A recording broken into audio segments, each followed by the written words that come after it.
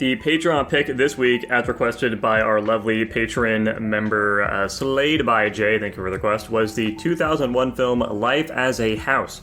And if you also want to get your movie in our queue, go to guapish.com/Patreon or patreon.com/Guapish for $1 a month. Request a movie and we'll watch it just like Slade by Jay's. And this is, of course, the movie of a man... It's a horror movie, of course, horrifically morphing into a house slowly over time. I jest. But this is really a movie about a guy that's dying of cancer, and he wants to reconnect with his son before he passes. So he attempts to start building a house with his son to form memories. Dude, fun fact, I just realized, I actually don't remember the ending. It just kind of zooms out on him being happy, and I guess there's just an implied, he dies later, right? Yeah. No. Okay. He dies and then the kid gives the house to... Oh, that's right. That's parents were killed. Okay, I remember now. Anyway, fun fact about Life as a House. In that scene where Hayden Christensen punches the wall in the house, they did so many takes that he reduced his fist to a bloody stump. Oh my gosh. That's a good fun fact. I like that. Dylan. Why would they have him keep doing that part? Dude, I actually really liked this movie. I gave it a flat A. Nice. I did not particularly like this movie very much. I'm gonna C. Damn. I thought it was just fine. I gave it a C+. Damn. I liked it a little bit more than you guys. I gave it a flat B. Okay. Damn. This is one hell of an emotional piece, dude. Yeah. I guess given that, I think it's safe to say I'm the only one that probably cried watching this movie. No, it definitely got me at the end. Let's fucking go, dude. I'm not alone in my sorrow. I mean, I don't know. This is gonna be a mad plug, I guess. Ever since I've watched Clanad, I've had my value in emotional pieces put so much higher on my lists. And maybe I'm giving the emotional piece too much credit, but I do feel like any movie that can make you feel an emotion strong enough obviously did a good job. And, I enjoyed the acting. I think it had some pretty good comedy relief points. I think there were a couple of weird parts in there, like the daughter, I think the weird scene and this is gonna be fucking cap, I guess, because I'm the only one that thinks this way, but when she's like, let me join you in the shower, and I'm like, the fuck, like, what do you mean? Like, how is this okay, and how are they getting away with this? But I don't know, maybe I just enjoy emotional schlock now, and that was good. I do like the idea of a father finds out he's dying of cancer, and he's like, well, I got fired from my job, I have cancer, what else am I supposed to do? Guess I'll do my lifelong dream of building a house, and, repair the relationship with my son, and, leave it for him, but, well, okay, actually, hold on. There was the weird part where I thought he was building it for his son, because there was a lot of, analogies where it's like, yeah, I hated my dad too, knocking this house down is gonna make me feel good, it'll make you feel better too. And I was like, oh, okay, they're knocking down the house to, signify they're destroying an old relationship so they can build a new one. I was like, oh, that's really cool. And yes, they did that in the movie, and then you come to find out at the end, it's like, no, he's just building the house to give it to the girl who's paralyzed from a car accident his dad caused while drunk driving, which, fine, I can respect that. Not the ending I thought it was gonna have. At the end of the day, I still enjoyed the movie. I was immersed in the movie enough to like it, so that's my piece. Let's just talk about the ending, actually. Personally, I quite like the ending. I think the way they handled the father dying was in a very respectful and not melodramatic way, honestly. The fucking slow pan out, I think was very well done, and the reaction to people seemed realistic. And I think him giving the house away is cute, because like Dylan said, the whole point of this was to talk about the other father-son relationship that his dad had, and tear that down. He wanted specifically, I think he's telling a lot of this because he wants to know the kid shouldn't be trapped in the decisions of his father. And the kid, the son, whatever his name is, eventually grows to really like his dad, and he wants to respect his wishes, and, he gives away the house partly, because he wants to fulfill his dad's wish of, helping out this poor kid that was, their life was fucking thrown asunder by his actions. And, it's also just because he knows that he doesn't want like the kid to be trapped. So it also goes into that, you know, like this house is like more like a symbolic thing of their relationship rather than like an actual piece of value for it. You know, it's about the experience and not the end product, I assume, is what the idea is, and that's at least what I took from it. I think it was cute. Yeah.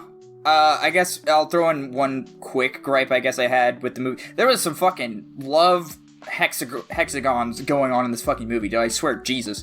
I made a couple of throws to other some movies. I think I said like a fucking Graduate reference because of the Josh and the mom, and some other. I made another throwback to another movie. I can't even remember. I will say the character development of Chris. Holy shit, I'm forgetting his name. Hayden Christensen. I fucking swapped the names. What happened? I do think, and we have a rough idea of how much time passes. I feel like his character shift, based on what we know about his character starting out, was a little quick. And, you know, I guess Power of the Boner or something changed him quicker or something. It just felt a little fast. It was a little sudden. Yeah, I agree. It's a bit weird, especially because, like, I mean, this kid is old enough he could run away. And he seems like the kind of kid that would do that. Yeah, he'd rather go and prostitute himself to pay back some weed than go hang out with take a fucking car ride with his friend. Because, like, it's not like he was on an island or anything. He had access to all these people, his mom was going over, like, he wasn't trapped here in any way. Yeah. And I do agree, too, with the pacing issue of his relationship. I thought this movie was going to be much more about, like, their relationship forming. That was the main part of the movie, but it's like... It's very much so a background thing. Yeah, that was like the first third of the movie was the focus, and then the second, or the other two parts were just about, like, random fucking drama and the wife and the dad getting back together, and then them building the house itself. Yeah. Which... you know. It's very unfocused. And, yeah, that's also a big gripe for me as well. It feels just strange, constantly jumping between all these fucking characters, and they're just, like, all wanting to fuck each other for some reason. Like, the daughter character is just so weird. I just don't know what to make of her. The fact that, like, the whole prostitution thing comes back at the end to save the day is bizarre. I just... And the ending... I'm sorry, it's just kind of schmaltzy, okay? It's a little too sweet, alright? I'm just not a big fan, especially because I just don't really like any of these characters particularly all that much, so I can't find myself really getting invested in what any of them are doing. I find it very funny that I'm pretty sure all the descriptions of this movie I read, the prostitution thing plays a very prominent part in the description, and that's one scene, and then it's like it's not addressed until the very end again. Yeah. In fact, it specifically phrases it as he enjoys, like, spending his free time engaging in small time prostitution. He does that once, and as far as we can tell, that's the only time he's ever done it. Yeah, I think. Why is the movie description like that? I agree with Nico. I think my big problem with this movie is I found it kind of boring and poorly paced, and it's very strange. It's very strange. Why is there I'll agree with the strange. So why is it so horny? I was gonna say very horny. Yeah, why is there so much pedophilia in it? It feels like a fucked up Hallmark movie, really. Yeah, that's a good valid. description. I will say, just because I want to touch on the love hexagon thing I talked about, and I was going to wait until a few more people got their pieces in. I was going to say the car in the prostitution scene, and then I watched it with Nico and Jackson. I was like, that car looks very familiar. That can't be a coincidence. And then, of course, yes, at the end, surprise, surprise, it was a very big deal. And yeah, the whole thing where it's like, to be completely honest, and maybe this is just me, so take this with a grain of salt, it took me a minute to figure out who was in a relationship with who, and who was the Doris family, and where the dad was living, because I was assuming he broke up with his wife, and then was living on her property in a garage shed thing outside her house, and then it took me about half the movie to realize, no, his wife is married to some other guy living far away, and the person... Was it far away? It seemed like it was across the street from them. I don't think it was across the street. It wasn't... Isn't there a shot where you can see his shed from their house? That is the thing. That's what I thought too, but... It does make it feel like they're in, like, the same neighborhood from like the beginning, the way it's like panning between like all the different houses in their neighborhood. But I think they're not supposed to be living that close together. Yeah. That'd be very funny if it just coincidentally she ends up, remarrying a guy who happens to live across the street from the guy's fucking shack he's had for 30 years. But that was... Because then there was also, like, the family of, like, the rich guy who ended up being the pedophile. And I was like, what? They're just introducing all these families and characters. No, wait, and, like, thought... Isn't the rich pedophile guy some unrelated party? He's not, like the mom and the daughter is a totally different group from him. Yeah, he is, but the reason I bring him up is because at the very beginning of the movie, it's a shot of the guy with cancer, the guy's dog, peeing on his car and him running out, and then there's a couple sequences of that. So then I was like, okay, so I thought that guy was married to the lady's property he's living on. It was just a very confusing introduction to characters of this movie. So it took me a while to get it figured out, like, the daughter's interested in the dad, and then the mom used to date him, and then the ex-wife is divorced from him, but she's married to this guy, but also the teenage kid is his son. It's not very forward in how it introduces its characters, I guess I'll say at the least. I also want to agree with Nico's point about the daughter. Very strange character. It's so weird. What am I, as an audience member, supposed to be feeling / thinking about her showering with the son, but no, I'm showering with you, but we're not fucking. What am I supposed to make of that? And then immediately following that scene, I'm pretty sure she goes to the dad's, like, garage and, like, oh, I've always wanted to kiss you, because ever since I saw you kiss my mom, you look like a good kisser. Yeah. I'm pretty sure that scene followed up. Am I, because, like, they specifically have the one guy remark that she waited till she was 16 to start dating. So, like, yes. What is the character trope you are trying to impart to me as an audience member? Am I supposed to think she's a tease, I guess? She's an independent white woman who's capable of Is making she her a own whore? mature decisions. Is that what I'm supposed to think? It looks like their whole family's a fucking, they're all whores. Yeah, well, because they made it seem like she was dating the Josh guy, and because even in when he was in the car with Hayden Christensen, he's like, oh, stay away from her, she's mine. And then, like, the next scene is him showering and then her getting in the shower, so then it's immediately like, what the fuck? And then after the daughter discovers that the mom had sex with her ex-boyfriend, her close friend that's a boy, I don't know, then all of a sudden now they're in her room together, and the mom is consoling her, and I feel like there should be some tension between that relationship, because, like, her mom just fucked one of her best friends, but there's no tension between the characters. And now that I'm saying all this out loud, I'm talking to you guys, maybe A is too generous of a ranking. I don't know, I enjoyed this movie. I thought it was silly, and I don't know, it captured my attention.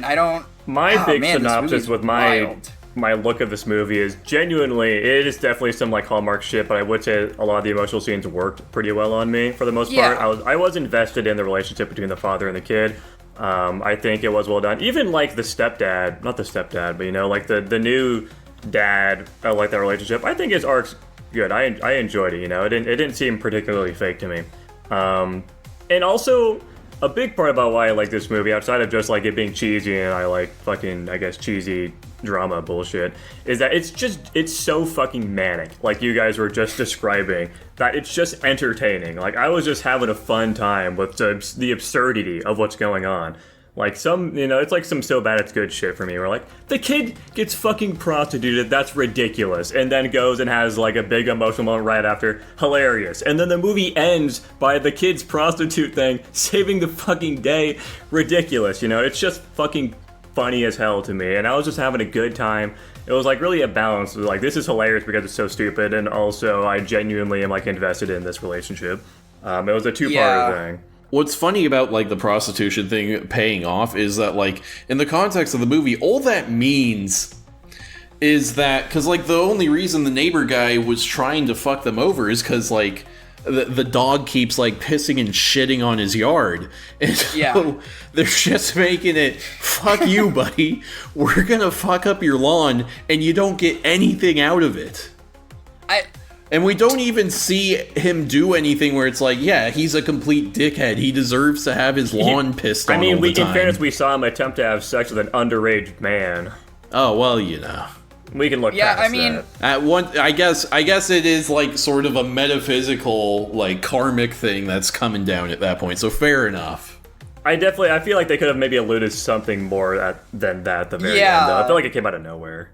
It felt very hand-waved. It wasn't played out very well. I remember because I knew it was coming. Like I said, I pointed out the car. I was like, that's a pretty familiar car. I feel like the way it was brought up and the way it was dismissed was kind of iffy in the end.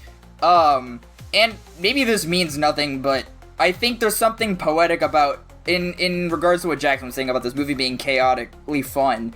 I feel like in a way it's poetic because we were so enthralled in all the chaos that, I mean, at least for me, this could be an impression, that I forgot the dad was dying of cancer at some points, and, like, it's supposed to be a secret that nobody knows he has cancer until the very end, but they have, like, things in there, it's like, oh, by the way, he's taking that, and, like, they don't spell it out, and I guess it could be pretty easily figured out, but we just know he has some kind of illness that's killing him. It's not, said it's cancer, but, we're not sure what's happening, at least fully, but yeah, I what I'm trying to say here is, through the chaos, we forget that, there's this underlying evil, and then it's brought up at the end there. So poetic, maybe, I don't know, maybe I'm overthinking this, but... Alright guys, do we have any further thoughts on this film? No, I don't think so. Oh, you know what, the MILF in this film, pretty good, not gonna lie. I'm not a big MILF guy, but this was a good MILF. Yeah? Alright. Anyway, I'm sticking to my C. I'm staying at my B. I'm staying at my C+. I talked it out loud, obviously. I'm not gonna drop it a crazy amount, but I do realize there may be some things this movie doesn't really have going for it, but I enjoyed it nonetheless. I'll just give it an A- instead. I'm fucking fumbling, hold on. B- overall. Wow. Whoa.